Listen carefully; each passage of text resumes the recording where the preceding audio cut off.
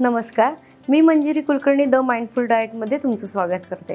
आजचा बरेचसे पेशंट माझ्याकडे येतात ह्या कारणासाठी की त्यांचे नातेवाईक आहेत किंवा वयस्कर लोक आहेत, ते बऱ्याच काळापासून इमोबिलाइज आहेत, म्हणजेच की पलंगावरती आहेत आणि ज्यांना आजारामुळे हालचाल रेस्ट्रिक्टेड आहे।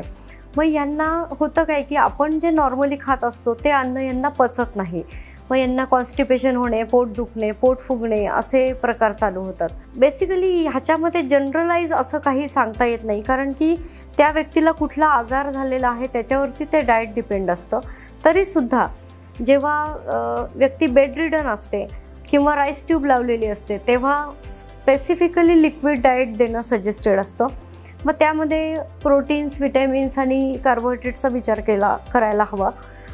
त्याचबरोबर जर तुम्ही साधं मुगाचं वरणाचं पाणी दिलत किंवा भाताची पेस्ट दिलीत ते सुद्धा चालतं।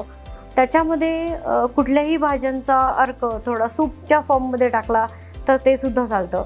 दुसरी गोष्ट अत्यंत महत्त्वाची आणि साधी म्हणजे या लोकांना अन्न पचावं म्हणून त्यांना धान्य भाजून त्यापासून केलेले पदार्थ द्यावेत।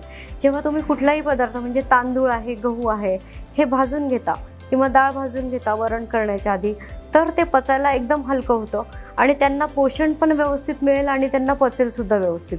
त्याचबरोबर त्यांना खूप जास्त भडीमार न करता थोड्याशा फॉर्ममध्ये ते अन्न द्यायचं आहे।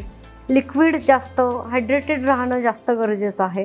त्यामुळे कुठलाही पदार्थ हा त्यांना भाजून द्या व्यवस्थित, आणि जास्त फॅटी किंवा दुधाचे पदार्थ किंवा मिल्क प्रोडक्ट, दुधामध्ये असलेली खीर वगैरे असे पदार्थ त्यांना देऊ नका।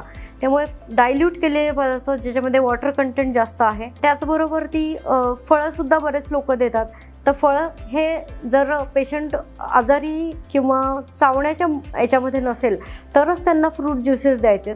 जर तो पेशंट चावून खात असेल तर त्यांना होल फॉर्ममध्ये म्हणजे संपूर्ण फळ हे खायला लावायचं आहे। त्याने सुद्धा डायजेशनवरती खूप इम्पॅक्ट होतो। So hope this is useful, आणि अशा छोट्या छोट्या टिप्ससाठी द माइंडफुल डाएट या चॅनलला लाईक, सबस्क्राईब आणि शेअर करा। थँक्यू।